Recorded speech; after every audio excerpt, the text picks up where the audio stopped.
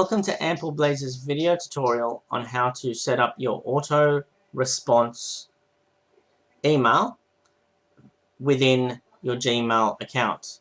Now what you need to do is go into your Gmail settings, then go to see all settings. Then you will need to scroll all the way down to the bottom where you've got your out of office auto reply. You turn that on. Now, unlike the out of office where you put a first day and a last day, so that's only going to give you the auto response for a period of time. If you want it indefinite, all you need to do is put the first date in and no last date, and then you can put the subject and your content.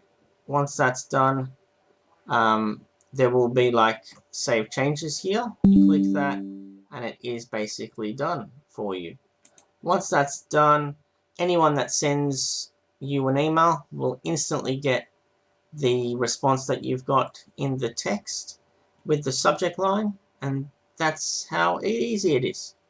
Thanks for watching.